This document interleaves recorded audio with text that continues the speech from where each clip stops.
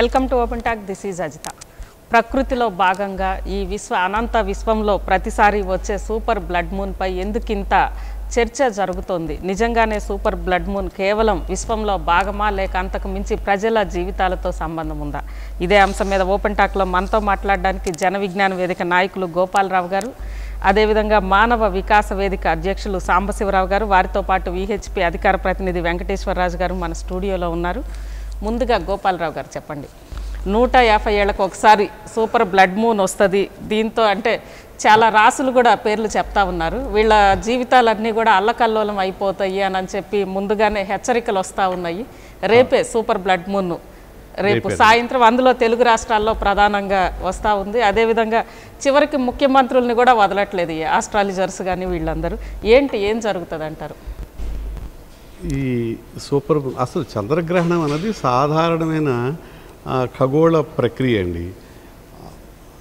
దానికి ఈవేళ కొంచెం ప్రత్యేకత ఏమిటంటే 150 సంవత్సరాల తర్వాత రావడానికి ప్రత్యేకత ఏమిటంటే, చంద్రుడు భూమి చుట్టూ సర్క్యులర్గా తిరుగుతున్నాడు అనుకునేవాడు కొంతకాలం, ఎలిప్టికల్గా తిరుగుతున్నాడు, అంటే కోడిగుడ్డ ఆకారంలో తిరుగుతున్నాడు. ఆ ప్రాసెస్లో ఒకసారి చాలా దూరంగా వెళ్తాడు. దాన్ని అపోజీ అని, దగ్గరికి వచ్చినప్పుడు పెరిజీ అని దానికి పేర్లు. ఇప్పుడు 3,54,000 కిలోమీటర్ల కంటే చాలా దగ్గరికి వస్తున్నాడు కాబట్టి సహజంగానే ఎక్కువ పెద్ద ఆకారంలో కనిపిస్తుంది, సైజు పెద్దదిగా కనిపిస్తుంది.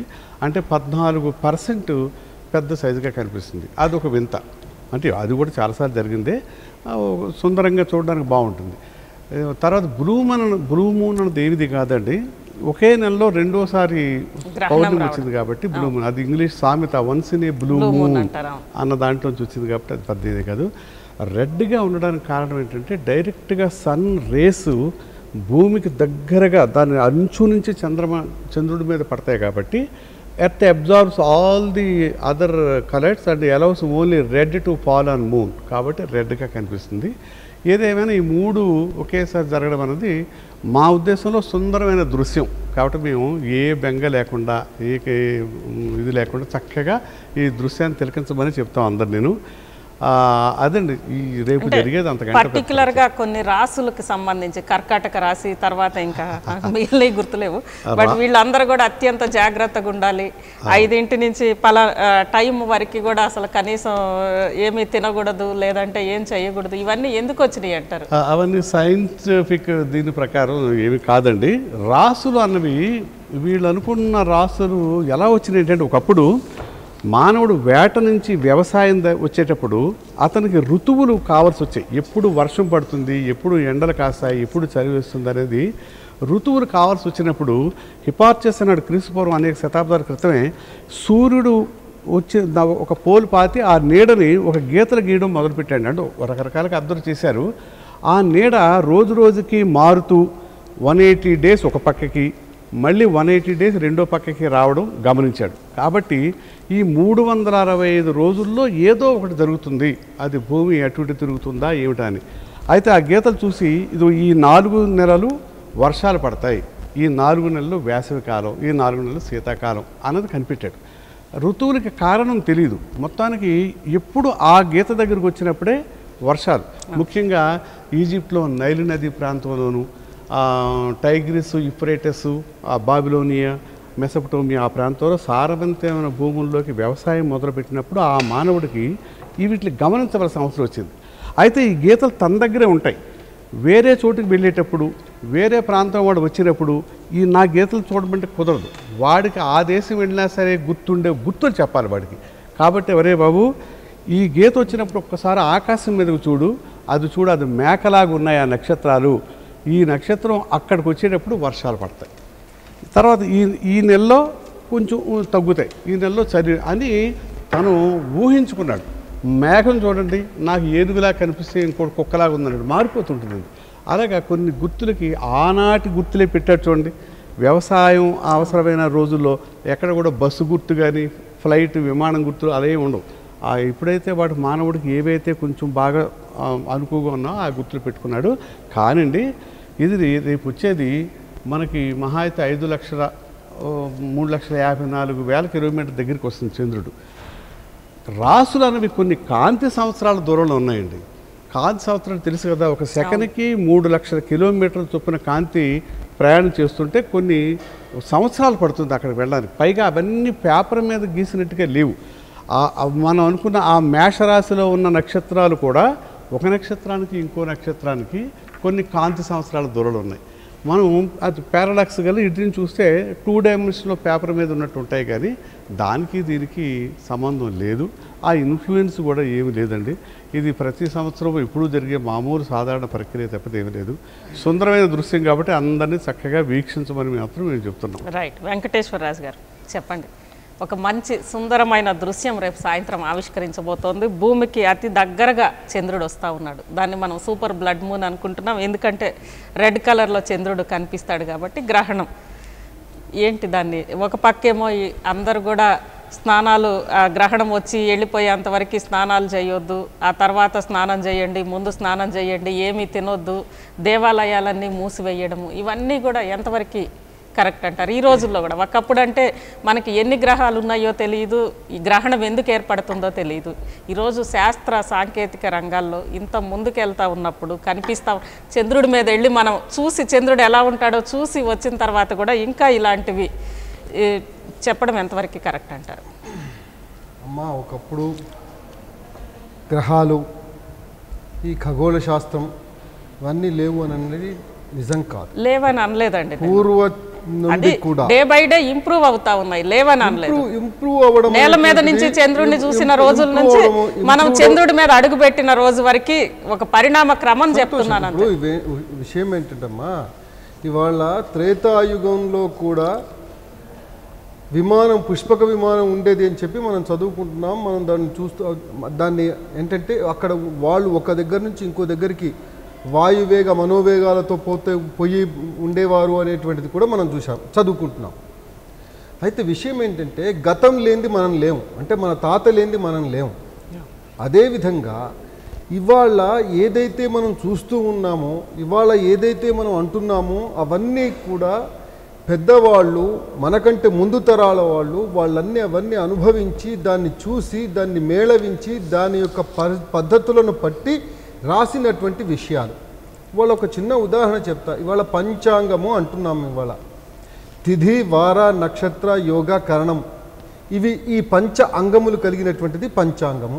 ఆ పంచాంగంలో రాసినటువంటిది ఇవాళ రాయలే. విషయం చెప్తున్నాను, కొన్ని లక్షల సంవత్సరాల నుంచి వస్తున్నది.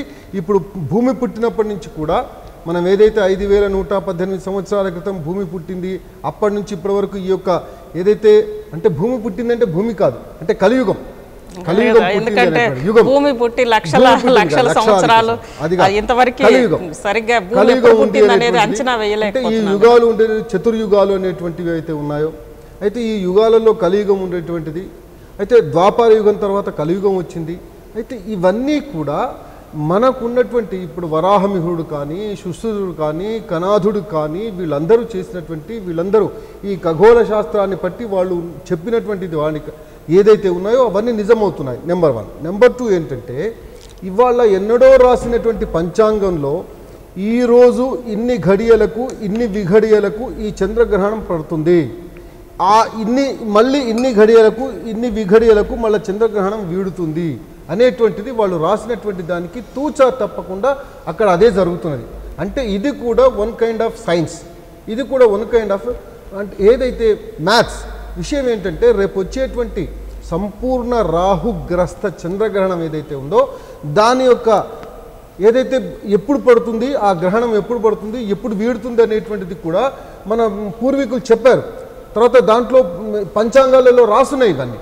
అయితే విషయం ఏంటంటే ఏదైతే ఈ యొక్క చంద్రగ్రహణం వచ్చినప్పుడు మనం చేయాల్సినటువంటి విధి విధానాలు ఏంటి అనేటువంటిది మన పెద్దవాళ్ళు చెప్పారు.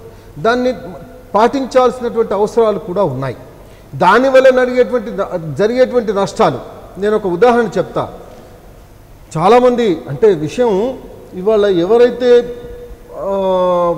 ఈ యొక్క చంద్రగ్రహణం రోజు వెళ్ళొద్దు, చూడొద్దు అనేటువంటిది ఏదైతే చెప్తున్నారో, మనవాళ్ళు ఎవరైతే పండితులు చెప్తూ ఉన్నారో ఆ పండితుల ద్వారా దానికి వ్యతిరేకంగా పోయినటువంటి వాళ్ళు ఎవరైతే గర్భిణీ స్త్రీలు ఉన్నారో వాళ్ళు పోయినసారి కాదు, ఆ పోయినసారి 2 సంవత్సరాల క్రితం జరిగినటువంటి ఏదైతే చంద్రగ్రహణం రోజున మీరు వెళ్ళొచ్చు చూడొచ్చు అని చెప్పి ఒక గర్భిణిని తీసుకెళ్ళి ఉప్మా ఇచ్చి ఆమెను తినిపించారు. దాని తర్వాత ఆమెకు మొర్రి బాబు పుట్టాడు. ఇవాళ అంటే ఒక సంవత్సరం క్రితం వాళ్ళ ఇంటికి పోయినటువంటి విషయం మేము చూసినటువంటి నిజంగా జరిగిందండి. ఇది అబద్ధం కాదు. ఇది నేను వెళ్ళి చూసినటువంటి పరిస్థితి, నాతో ఒక 50 మంది వెళ్ళి చూసినటువంటి పరిస్థితి. అయితే విషయం ఏంటంటే ఏదైతే మంచి ఏదైతే చెడు. ఇంకొక విషయం, ఇవాళ మనం ఏదైతే చూడొద్దంటున్నామో, ఇవాళ ఏదైతే మనం దాన్ని చెయ్యొద్దంటున్నామో, దాన్ని ఏదో కొద్దిమంది ఇది చెయ్యాలి ఇది చూడాలి అనేటువంటి పట్టుదల ఏదైతే ఉందో ఎందుకు అంటే దానివల్ల లాభం ఏంటి? ఎవరికి చూడాలి అన్న పట్టుదల కాదు. అంటే ప్రకృతిలో జరుగుతున్న ఒక ఈ విశ్వంలో జరిగే అద్భుతాన్ని చూడడంలో తప్పేంటి? ఎందుకంటే అతి దగ్గరగా సూర్యగ్రహణం అప్పుడు చూడొద్దని చెప్పేసి పెద్దవాళ్ళు చెప్తే కొంతమంది జన విజ్ఞాన వేదిక వాళ్ళు కానీ ఇటువంటి వాళ్ళు కానీ విషయం చెప్తున్నాను చూడాలని చెప్తే వాళ్ళ కొందరికి కళ్ళు పోయినాయి. మరి అప్పుడేం చెప్తారు? డైరెక్ట్ చూడొద్దు, దానికి ఏది మసిపూసి చూడమని చెప్పారు. మసిపూసి ఏం లేదు, మేము డైరెక్ట్ చూస్తామని చెప్తే కొంతమందికి కళ్ళు ఎఫెక్ట్ అయ్యాయి. దానికి ఏం చెప్తారు అంటే విషయం ఏంటంటే కొన్ని విషయాలు సర్వే జన సుఖినో భవంతు అంటే అందరూ కూడా జనం కూడా అందరూ సుఖంగా ఉండాలి, మంచిగా ఉండాలి, వాళ్ళకి ఏ నష్టం కలగకూడదు అనేటువంటిది ఏదైతే ఉందో దాన్ని పాటిస్తే తప్పేంటి? ఇవాళ మనం ఏదైతే చెప్తున్నాం దాన్ని వ్యతిరేకంగా చేయాలన్నంత మాత్రాన అంటే వ్యతిరేకంగా చేస్తే వాళ్ళకు వచ్చే లాభం ఏంటి? ఒక్కసారి ఒక్క విషయం, ఇవాళ దాని వల్ల నష్టాలు వస్తున్నాయి, దానివల్ల నష్టం ఉంది. వెంకటేశ్వరరాజు గారు ఒక్క సెకండ్, మన సాంబశివరావు గారు కూడా మాట్లాడినాక, సాంబశివరావు గారు చెప్పండి ఈరోజు వద్దు అని. ఎందుకంటే మన పూర్వీకులు ఎన్నో చెప్పారు. మన వెంకటేశ్వరరాజు గారు త్రేతాయుగంలోనే మనకి ఖగోళ శాస్త్రం కానీ ఇదంతా కూడా డెవలప్ అయింది, విమానాలు కానీ అన్నీ ఉన్నాయి. మనోవేగంతో కూడా ఆ రోజు వెళ్ళేవాళ్ళు. పూర్వీకులు అనుభవాలతోటి ప్రతిదీ గ్రంథస్థం చేశారు. వాళ్ళ అనుభవాలన్నీ కూడా అనుభవాలు పరిశోధనలు అంతేనా వెంకటేశ్వరరాజు గారు? పరిశోధనలు కూడా అవి రెండు కలిపి గ్రంథస్థం చేశారు. వద్దు అన్నారు, అయినా కొంతమంది కాదు అని చెప్పి ఒక గర్భిణీ స్త్రీ ఉదంతం మీరు వచ్చినాకే చెప్పారు. ఆమె వచ్చి బయటకు వచ్చి గ్రహణం చూస్తా ఉప్మా తినింది, గ్రహణం మొర్రితోటి పిల్లవాడు పుట్టాడు. అదేవిధంగా లాస్ట్ టైం మసిబూసి చూడాలి అన్న సూర్యగ్రహణాన్ని డైరెక్ట్ చూస్తే కళ్ళు ఎఫెక్ట్ అయినాయి అని అనేది వాళ్ళు చెప్తా ఉన్నారు. చెప్పండి అంటే కానీ ఇంకొక విషయం చూసి ఏం చెప్తున్నారో నాకు తెలియదు. కానీ సాంబశివరావు గారు ఇక్కడ ఒక్క విషయము, ఈరోజు సరే మన వెంకటేశ్వరరాజు గారు చెప్పిన ఉదంతాలు ఎంతవరకు నిజమనేది అది పక్కన పెడితే, ఈరోజు భారతీయులు ఖగోళ శాస్త్రంలో ప్రాచీనం నుంచి వరాహ మిహిరుడు కానీ తర్వాత ఎంతో మంది ఒక శుశ్రూషుడు వీళ్ళందరూ కూడా సైన్స్ ఆర్యభట్ట వీళ్ళందరూ కూడా ఖగోళ శాస్త్రాన్ని పరిశోధించారు అనేది నిజం. ఈ రోజు వాళ్ళు చెప్పిన గ్రహాలు కానీ అవన్నీ కూడా అంటే రాను సైన్స్ అనేది ఎవల్యూషన్ కాబట్టి ఈ రోజు చూస్తే కొన్ని మార్పులు చేర్పులతోటి ఆ రోజు నుంచి పునాది పడింది. కానీ ఆ పరిశోధనలో భాగంగానే ఇలా చెప్పుంటారా? అసలు ఇప్పుడు ముందు వారు చెప్పిన దానికి చెప్తాను. సూర్యగ్రహణం రోజు కావాలని మేమందరం కూడా చాలామందిని సుమారు 200-300 మందిని తీసుకెళ్ళి ఫిల్టర్లు సన్లైట్ ఫిల్టర్లు తీసి అందరికీ చూపించాం. అట్లాగే శుక్రగ్రహం యానం సమయంలో కూడా మేము చూపించామని. అట్లాగే చంద్రగ్రహణం సమయంలో కూడా గర్భిణీ స్త్రీలను తీసుకెళ్లి మేము చూపించాం.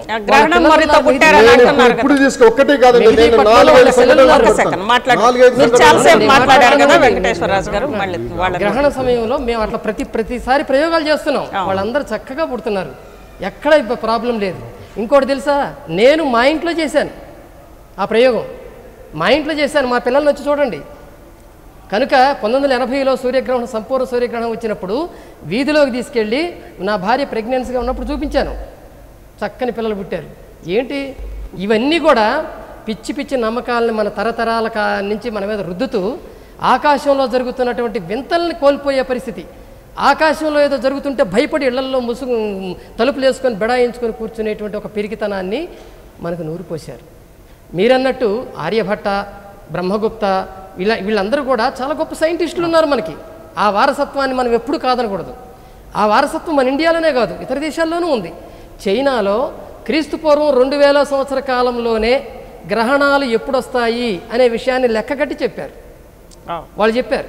అట్లాగే ఈజిప్ట్లో చెప్పారు, ఇండియాలో చెప్పారు.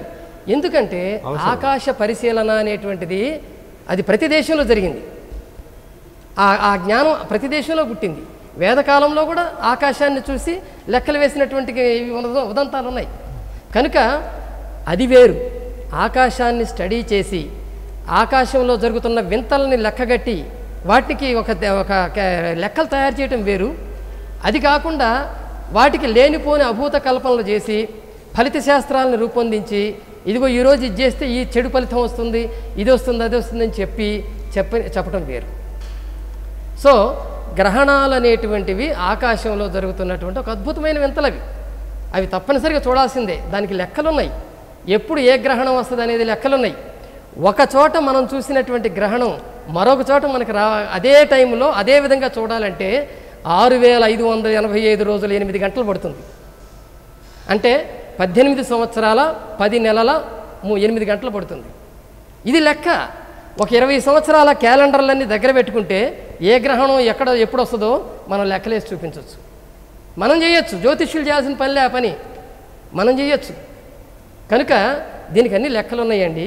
భూమి నుంచి సూర్యుడికి ఎంత దూరం ఉంది, భూమి వ్యాసం అంతా, సూర్యుడి వ్యాసం ఎంత, చంద్రుడి వ్యాసం అంతా, చంద్రుడికి ఎంత దూరంలో మనం ఉన్నాము, ఈ లెక్కలన్నీ కూడా కట్టి మనకి ఆల్రెడీ తయారు చేసి ఇచ్చారు. దాన్ని పట్టుకొని మేము పంచాంగాల్లో రాసేస్తున్నాం, ఈ గ్రహణం ఇప్పుడు వస్తుంది, ఈ గ్రహణం ఇప్పుడు వస్తుంది, అది మా గొప్ప అని చెప్పుకుంటున్నారు వీళ్ళు. అది అక్కర్లా, అది అట్లా చెప్పుకోవాల్సిన పనిలే. అది ఆల్రెడీ తయారైనవి ఆ లెక్కలు ఎప్పటి నుంచో. మేఘనాథ్ సాహా లాంటి గొప్ప సైంటిస్టులు మనకు ఒక క్యాలెండర్ తయారు చేశారు. ఇండియన్ క్యాలెండర్ అంటాం దాన్ని. సో ఇవన్నీ పక్కన పెట్టేసి ఇదిగో పంచాంగం పండితులు వాళ్ళు చెప్పిందే కరెక్టు, వాళ్ళు లెక్కలేసి చెప్తున్నారు కదా కాబట్టి జ్యోతిష్యం కరెక్టు అని చెప్పడం అనేటువంటిది ఇవన్నీ తెలియకపోవటం, దీని వెనుకున్న ఇదంతా తెలియకపోవటం. రైట్. సో అది శ్రీశ్రీ అంటారండి శరశ్చంద్రికలో, చంద్రమండలానికి ప్రయాణం సుదూర స్వప్నం కాదు, ఏమో బహుశా త్వరలో మీ ఇంటికే వస్తావేమో, ఆహ్వానిస్తావు కదూ, ఆదరిస్తావు కదూ నన్ను అని ఒక స్నేహితుడిని అడిగినట్టుగా చాలా ఆప్టమిస్టిక్ ఎక్స్ప్రెషన్ ఎప్పుడో ఇచ్చాడు. అదైనా ఒక దశాబ్దంలోనే నీల్ ఆర్మ్స్ట్రాంగ్, ఎడ్విన్ ఆల్డ్రిన్ చంద్రమండలం మీద విహరించి వచ్చారు. అలా మన భావజాలం, మన ఆప్టమిస్టిక్ థింకింగ్ అలా ఉండాలి, ఆచరణ అలా ఉండాలి. మన ప్రకృతిని అర్థం చేసుకోవడంలో ముందు ఉండాలండి. అంతేగాని ఇప్పుడు ఆయనకి 27 మంది భార్యలు, పావులు మింగుతాయి, రాసులు, ఏదాటి కథలు ఇవి. చైనాలో డ్రాగన్లు మింగుతాయి, ఈజిప్ట్లో ఇంకేదో మిగుతుంది. ఎప్పుడు ఆనాటి మానవుడి యొక్క భావుకత, ఆలోచన, ఊహలు ఇవి. ఇంకా అవే నమ్ముతూ ఉందామా? కాదు కదా. ఎంత అడ్వాన్స్ అవుతుందండి. చంద్రమండలం మీదకి వెళ్ళినాం, రేపు పొద్దున మార్స్ మీదకి ప్రయాణం అవుతున్నాం. ఈయన అంటారు వెంకటేశ్వరరాజు గారు, గతాన్ని మేము ఎప్పుడు కాదంటలే, గతంలో ఉన్న మంచిని మనం తీసుకుందాం, దాన్ని ఇంకా డెవలప్ చేసి భావితరాలకు ఇద్దాం. గతం అంతా మంచిది కాదండి, అనేక రకరకాలుగా స్టెప్ బై స్టెప్ అలాగే పెరుగుతూ వచ్చింది. వాళ్ళు కూడా ఖండించుకున్నారు. ఇప్పుడు లేటెస్ట్ ఏమిటి, రుజువుకి నిలబడుతుందా లేదా, అది సత్యం అండి. కేవలం ఎంతో కాలం నుంచి వచ్చినంత మాత్రం చేత నిజమవ్వని లేదు, ఎంతో మంది నమ్మినంత మాత్రం చేత నిజమవ్వని లేదు. ఇవి జీవితురాళ్ళు. రేపు రానున్న గ్రహణం అదే బుధవారం సాయంత్రం రాహుగ్రస్త చంద్ర గ్రహణం అని చెప్పి చెప్తున్నారు, అంతే కదా వెంకటేశ్వర? రాహువు కేతువు అంటే కొన్నాళ్ళు యురేనస్ నెప్ట్యూన్ని రాహువు కేతువుగా చూసాము.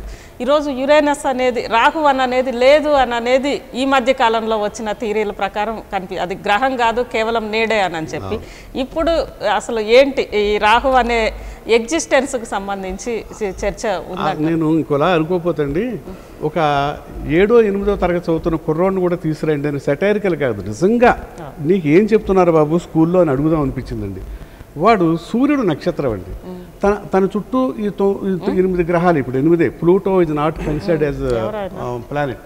తర్వాత భూమి అనే గ్రహం చుట్టూ తిరుగుతున్నదని చంద్రుడు ఉపగ్రహం.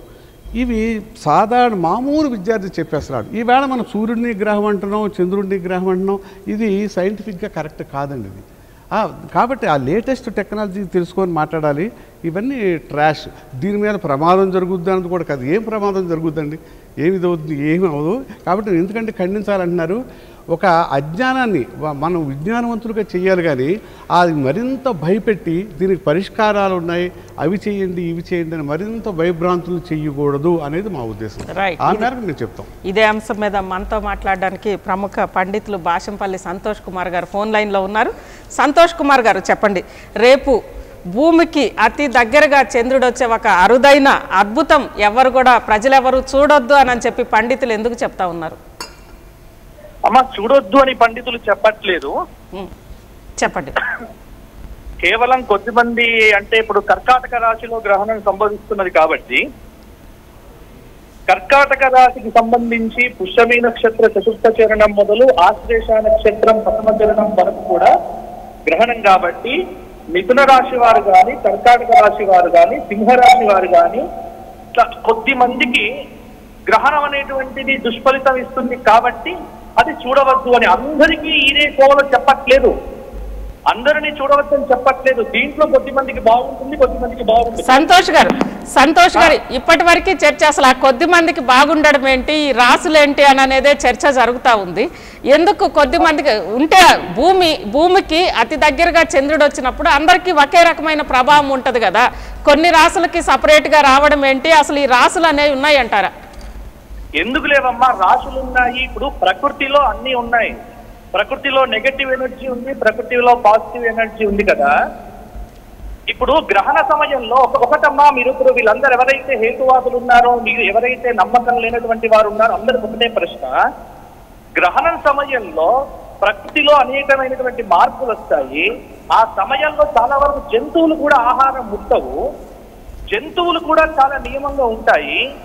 గ్రహణ సమయంలో చాలా మార్పులు ప్రకృతిలో సంభవిస్తాయి కాబట్టి ఆ సమయంలో రాశులున్నాయి, నక్షత్రాలున్నాయి, అవన్నీ యథార్థ సత్యము.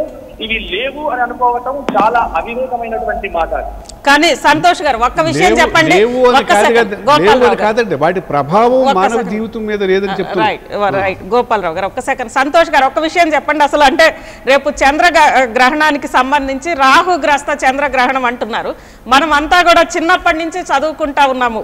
భూమికి చంద్రుడికి మధ్య సూర్యుడికి భూమికి మధ్య చంద్రుడు వచ్చినప్పుడు సూర్యగ్రహణము, అదేవిధంగా చంద్రుడు పక్కకు వచ్చినప్పుడు చంద్రగ్రహణం వస్తుంది అని చెప్పి మనం చదువుకుంటా ఉన్నాము. మరి మనం చదువుకున్నది వాస్తవం కాదంటారా? అమ్మ చదువుకున్నటువంటిది వాస్తవమే, దాన్ని మేమైతే అబద్ధం అని చెప్పట్లేదమ్మా.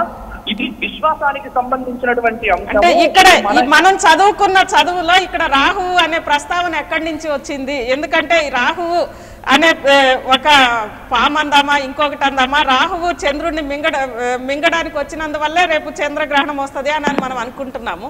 ఇలాంటప్పుడు మనం చదువుకున్నది అది కాదు కదా. మనం చదువుకున్నది నిజమా, మీరు చెప్పేది నిజమా? అమ్మ మన చదువులో చాలా లోపాలు ఉన్నాయి. మనం చదువుకున్నటువంటిదే సత్యం అనేటువంటి మాట కూడా నేను ఒప్పుకోను. ఎందుకంటే మన చదువులో కూడా చాలా లోపాలు ఉన్నాయి. అలాగే మన భారతీయ ధర్మశాస్త్రంలో రాహువు కేతు అనేటువంటి వాటి యొక్క ప్రస్తావన ఉన్నది. ఇక్కడ మన చదువుకున్నటువంటి చదువులో అది లేదు కాబట్టి అంటే ఇప్పుడు నేను ఆ చదువుకున్నాను. నేను ఎంఏ సంస్కృతం చేశాను, ఎంఏ తెలుగు చేశాను, PhD from Osmania university in Sanskrit literature. నాకు అన్ని డిగ్రీలు ఉన్నాయి. బట్ నేను 2 చదువులు చదువుకున్నాను. ఇది శృంగేరి శారదా పీఠంలో శాస్త్ర చదువుకున్నాను. కాబట్టి నేను చదువుకున్నటువంటి శాస్త్రంలో ఇవన్నీ ఉన్నాయి అని చెప్పింది. అలాగే యూనివర్సిటీస్ లో కొన్ని ఇప్పుడు ఉస్మానియా యూనివర్సిటీలో వైదిక జ్యోతిష్యం మీద కోర్స్ ఉంది, ఎంఏ కోర్స్ ఉంది. మరి ఇవన్నీ లేనప్పుడు ఈ కోర్స్ ఎందుకు పెట్టారు? జ్యోతిష్ శాస్త్రమే అబద్ధము, రాహుకేతువులు, ఈ గ్రహాలు ఇవన్నీ లేవు అనేటువంటి మాటలు మాట్లాడుతూ ఉంటే యూజీసీలో ఇవన్నీ ఎందుకు పెట్టారు కోర్సు? మరి ఉస్మానియా యూనివర్సిటీలో వైదిక జ్యోతిష్యం మీద ఎంఏ కోర్స్ ఉంది. మరి మీరు చెప్పిన ఎంఏ కోర్సు ఉస్మానియా యూనివర్సిటీలో ఉండొచ్చు, కానీ చిన్నతనం నుంచి మనం చదువుతున్న బేసిక్ ఎడ్యుకేషన్ లో గ్రహణాలు ఎలా వస్తున్నాయి అనేది మనం చూసాం కదా. మరి అదంతా తప్పంటారా? తప్పైతే వాటన్నిటిని కూడా తీసేయాలంటారా? తీసేసి మీరు చెప్పిన వైదిక విజ్ఞానాన్ని పెట్టాలంటారా? ఒకటి వినండి, సైన్స్ అనేటువంటిది మార్పులకు లోనవుతూ ఉన్నది. నిన్న చెప్పినటువంటిది ఇంకొక 10 సంవత్సరాల తర్వాత ఇది కాదు అని కూడా ఒకళ్ళు అంటారు. కానీ శాస్త్రం 500 సంవత్సరాల క్రితం ఏదైతే చెప్పిందో ఇవాళటి వరకు కూడా శాస్త్రంగానే ఉంది. సైన్స్ లో చాలా మార్పులు వస్తున్నాయి. ఒక సిద్ధాంతం మీద ఇంకో సిద్ధాంతం ఖండన వస్తోంది. కానీ మన ధర్మం కానీ మన సంప్రదాయంలో కానీ ఖండనలు లేవు, ఏమీ లేవు. ఎన్ని వేల సంవత్సరాల క్రితం ఏదైతే చెప్పారో అదే ఇవాళకి సత్యంగా భావిస్తున్నాము. కానీ సంతోష్ గారు, మన సాంప్రదాయం ప్రకారము లేదా మన వైదిక విజ్ఞానం ప్రకారము చంద్రుడు కూడా నవగ్రహాల్లో ఒక గ్రహమే కదా, మీరు అంగీకరిస్తారా? గ్రహంగా అంగీకరిస్తామమ్మా. అంగీకరించినప్పుడు రాకెట్ లో మనం అందరం కూడా ఎంతో మంది చంద్రమండలానికి వెళ్ళొస్తున్నారు. చంద్రుడు అనేది భూమికి ఉపగ్రహం అనేది ప్రూవ్ అవుతుంది కదా, దగ్గరికి వెళ్ళి చూసి కూడా వచ్చారు కదా. దీన్ని మీరేమంటారు? అవునమ్మా, భూమికి ఉపగ్రహము యథార్థమే, చంద్రుడు గ్రహం అనేటువంటిది యథార్థమే. కానీ అట్టి చంద్రుడి రెండు యథార్థాలు ఎలా అవుతాయి? ఏదైనా ఒకటే ఉంటది కదా నిజం అనేది. సంతోష్ గారు, టెర్మినాలజీ ఉంది కదండి. గ్రహం అంటే సూర్యుడు చుట్టూ తిరిగేది, ఉపగ్రహం అంటే ఆ గ్రహాల చుట్టూ తిరిగేది. ఆకర్షణ శక్తి ఇవన్నీ కూడా లేవంటారా? అవన్నీ ఉన్నాయి. భూమి మీద నిలబడేటువంటి మనుషుల యొక్క మనస్సులో చాలా రకాలైనటువంటి మార్పులు వస్తున్నాయా లేదా? ఇవన్నీ కూడా గ్రహాల వల్లే, గ్రహాల ఫలితాలే అంటారా? 100% గ్రహాల వల్లనే జరుగుతోంది. ఇది నమ్మము అంటే నమ్మనటువంటి వారిని అసలు ప్రశ్నలోకి తీసుకోవాల్సినటువంటి అవసరమే లేదమ్మా. కాదు సంతోష్ గారు, ఈ రోజు చంద్రుడి మీదకి ఎళ్ళొచ్చిన వాళ్ళు, చూసి వచ్చిన వాళ్ళు అక్కడ ఏముందో చెప్తా ఉన్నారు కదా. మనం అనుకున్న ఒక వైదిక విజ్ఞానం ప్రకారం చంద్రుడు అనేది నవగ్రహాల్లో భాగము. అదే విధంగా చంద్రుడు ఒక దేవుడిగా కూడా మనం చూస్తా ఉన్నాము. కానీ అక్కడికి వెళ్ళి చూసి వచ్చినాక కూడా మనం చంద్రుడినే కాదు, భూమిని కూడా ఒక దేవుడిగానే చూస్తున్నాము. భూమి మీద మనమందరం ఉన్నాము, భూమి మీద మనమందరం తింటున్నాము, తాగుతున్నాము. భూమిని ఎలాగైతే చూస్తున్నామో చంద్రుడిని అలాగే చూస్తున్నాము. భూమి మీద మనం ఉంటున్నాం కాబట్టి భూమి గ్రహం కాదా? గ్రహమే. మరి గ్రహం అయినప్పుడు భూమిలో మనం ఎన్నో రకాల చంద్రుడు గ్రహం కాదు కదా, భూమికి ఉపగ్రహం అంటున్నాం కదా. నవగ్రహాల్లో చంద్రుడు గ్రహం కాదు, భూమికి ఉపగ్రహం అనే కదా మనం చూస్తా ఉంది. అమ్మ, ఇప్పుడు ఒకటి గుర్తుపెట్టుకోండి, ఎప్పుడు కూడా సైన్స్ ను దైవాన్ని మీరు ముడిపెట్టి మాట్లాడకండి. ఎందుకంటే సైన్స్ ను దైవాన్ని ముడిపెట్టాల్సినటువంటి అవసరమే. ఇంకొక మాట చెప్తున్నానమ్మా, ప్రతి దానికి సైంటిఫిక్ రీజన్స్ కావాలంటే దైవాన్ని ఎప్పుడు కూడా మీరు సైంటిఫిక్ రీజన్స్ తో ఎప్పుడు కనుగొనలేరు. ప్రకృతిలో మనకు అర్థం కాని ప్రశ్నలు అనేక ఉన్నాయి, వాటి మీద దృష్టి పెట్టి పరిశోధించండి తప్ప గ్రహణాలు వచ్చినప్పుడు ఇది గ్రహమా ఇది కాదా అనేటువంటి విశ్వాసానికి సంబంధించినటువంటి ప్రశ్నలు వేసేటువంటి అధికారం ఎవ్వరికి కూడా లేదు. ఇలా మాట్లాడుతూ ఇంకోటి ఎందుకంటే ఇప్పుడు ఇది రాజానే హేతువాదులంతా కలిసి ఇది మొదలు పెట్టేస్తారు. గ్రహణానికంటే ఒక రోజు 2 రోజుల ముందు ఈ చర్చలన్నీ కూడా చేస్తూ ఉంటారు. కాబట్టి ఈ చర్చలు అనవసరం. విశ్వాసానికి సంబంధించినటువంటిదే. చంద్రుడి యొక్క ప్రభావం మనిషి యొక్క మనస్సు మీద చాలా ప్రభావాన్ని చూపిస్తూ ఉన్నది. సూర్యుడి యొక్క ప్రభావం మనిషి మీద చాలా చూపిస్తూ ఉన్నది. ఈ శాస్త్రంలో ఏదైతే చెప్పారో అవన్నీ కూడా యథార్థము. అవి అర్థం చేసుకోలేనటువంటి వారు సైన్స్ గానే చూడండి, దైవాన్ని దైవంలాగే చూడండి. రెండింటిని ముడిపెట్టే ప్రయత్నం మాత్రం ఎప్పుడు మీరు చేయకండి. మీరు కొన్ని వేల పరికరాలు పెట్టినా సైన్స్ తో దేవుణ్ణి మీరు చూడలేరు. విశ్వాసంతో దైవాన్ని చూడాలి తప్ప ప్రకృతిని అర్థం చేసుకోవాలంటే సైన్స్ పనికిరాదు. ప్రకృతిని అర్థం చేసుకోవాలంటే దేవుడు ఎక్కడి నుంచి వచ్చాడండి? గ్రహణం గురించి చెప్పుకుందాం, దేవుడు లాక్కొస్తారు ఎందుకు మళ్ళీ? సంతోష్ గారు సరే, చాలా టైం.